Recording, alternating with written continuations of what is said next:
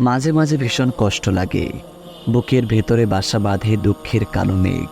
অবিরাম বৃষ্টিধারার মতো বিষণ্ণতা এসে আছড়ে পড়ে মনের উঠোনে। আকাশ ছোঁয়া হিমালয় যেন তার সমস্ত ঐশ্বর্য নিয়ে ভেঙে পড়তে চায় বুকের ওপর। জগৎ সংসার তখন বিষাক্ত লাগে। মাঝে মাঝে প্রচণ্ড দুঃখ বোধে ভেঙে পড়ি আমরা। হয়তো হঠাৎ করে হারিয়ে বসি কোনো প্রিয় মানুষকে।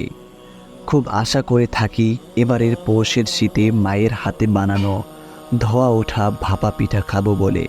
কিন্তু পৌষ আসার আগেই মা হয়তো দুনিয়ার পাট চুকিয়ে ওপারে পাড়ি জমিয়েছেন। অথবা আস্তে আস্তে করে জমানো টাকা, যে টাকা দিয়ে বাবাকে ঈদে উপহার দিয়ে চমকে দেব ভেবেছিলাম, ঈদ আসার আগেই হয়তো বাবা চলে গেছেন রবের সাক্ষাতে। এমনও হতে পারে ভালো বেতনের কোনো চাকরি হঠাৎ করেই চলে গেল। অথবা আমার এক বন্ধু আমার সমান যোগ্যতা নিয়ে জীবনে সাই সাই করে উন্নতি করছে, কিন্তু আমি কিছুই করতে পারছি না। আমার বন্ধু আমার সমান খাটাখাটুনি করে খুব ভালো রেজাল্ট করছে, কিন্তু আমি পারছি না। পারিবারিক অথবা দাম্পত্য জীবনটাও খুব একটা ভালো যাচ্ছে না। ব্যবসায় লোকসান হচ্ছে, খেতে নষ্ট হচ্ছে ফসল, উর্বরতা হারাচ্ছে আবাদি জমি, মরে যাচ্ছে গবাদি পশু। বন্যায় ভেসে গেছে একমাত্র আশ্রয়।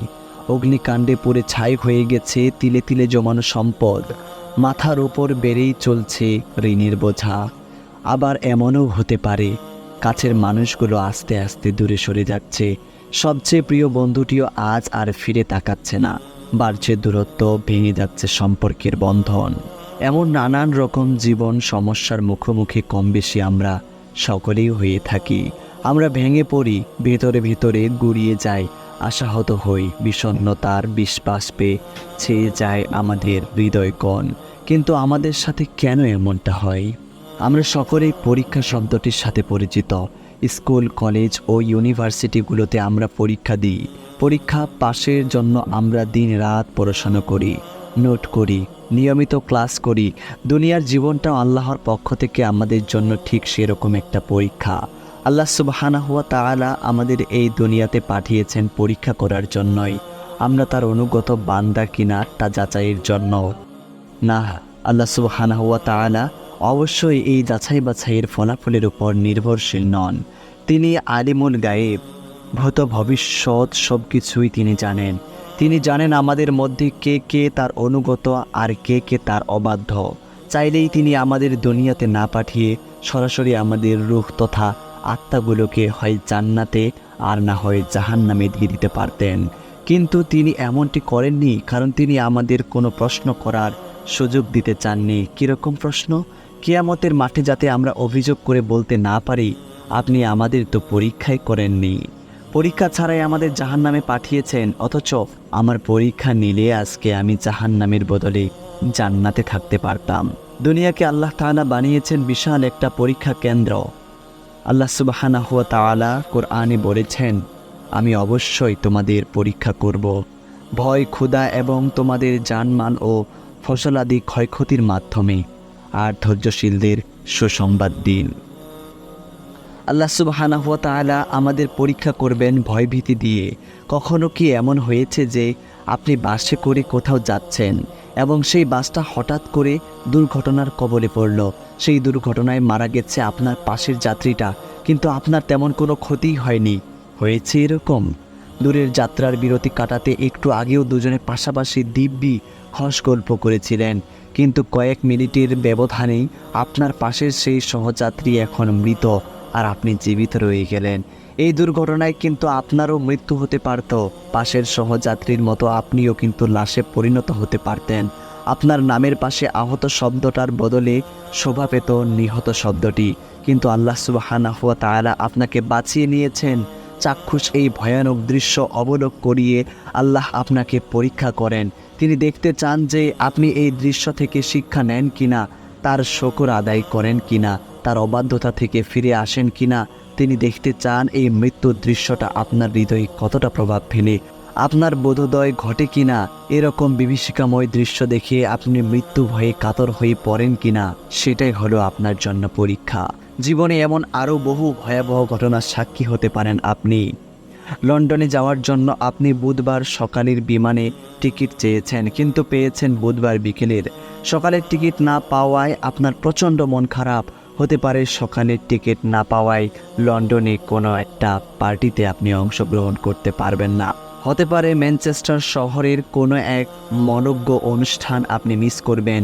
অস্বাভাবিক নয়, কিন্তু সকালের টিকিট না পাওয়াতে একরাশ দুঃখ আর মন খারাপ নিয়ে টিভি খুলে যখন দেখতে পেলেন লন্ডনের উদ্দেশ্যে যাত্রা করার সকালের নির্ধারিত সেই ফ্লাইট ক্র্যাশ করেছে এবং নিহত হয়েছে বিমানের সকল যাত্রী, তখন কেমন লাগবে আপনার বলুন তো?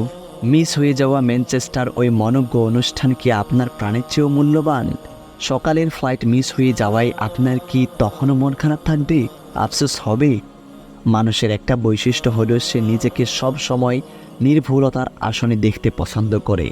সে মনে করে তার জীবনের সব ভালো মন্দ ঠিক বেঠিক বোঝার ব্যাপারে সেই যথেষ্ট। নিজের জন্য পছন্দ করা জিনিসটা কিভাবে তার জন্য হুমকি স্বরূপ হতে পারে সেটা মানুষ ভাবতেও পারে না।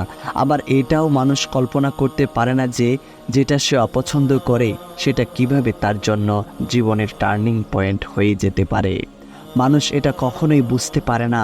এটা জানেন কেবল আল্লাহ সুবহানাহু ওয়া তাআলা, কারণ তিনি অতীত বর্তমান ভবিষ্যতের ব্যাপারে জ্ঞান রাখেন। এজন্যই তিনি বলেছেন, হয়তো তোমরা যা অপছন্দ করো তাই তোমাদের জন্য কল্যাণকর, আর তোমরা যা পছন্দ করো সেটা হতে পারে অকল্যাণকর। বস্তুত আল্লাহ জানেন, কিন্তু তোমরা জানো না। আল্লাহ সুবহানাহু ওয়া তাআলা দেখতে চান এরকম নিশ্চিত মৃত্যুর হাত থেকে আপনাকে বাঁচানোর পরেও আপনি পরেরবার ম্যানচেস্টার শহরের মদের বারে যান কিনা। তিনি দেখতে চান রাত হলেই আপনি তার অবাধ্যতায় গা ভাসিয়ে কোনো নাইট ক্লাবে গিয়ে ফুর্তিতে মেতে ওঠেন কিনা। এই যে নিশ্চিত মৃত্যুর হাত থেকে বাঁচিয়ে আপনার মধ্যে একটা ভয় ধরিয়ে দেওয়া, সেটাই আল্লাহর পরীক্ষা। তিনি দেখতে চান এই ভয় আপনাকে কোন দিকে নিয়ে যায়, আল্লাহর পথে না শয়তানের রাস্তায়। আল্লাহ তাআলা পরীক্ষা করবেন ক্ষুধা অনাহারের মাধ্যমে।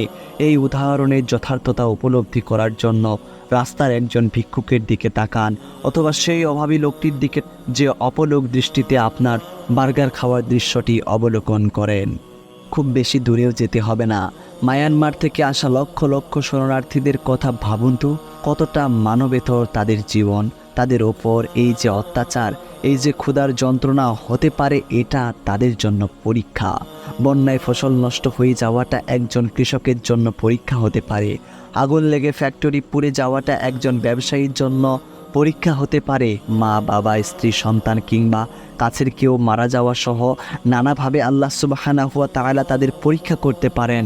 রোগ, শোক, জরা, ক্লিষ্টতা ইত্যাদি হতে পারে আল্লাহর পক্ষ থেকে বান্দার জন্য পরীক্ষা স্বরূপ।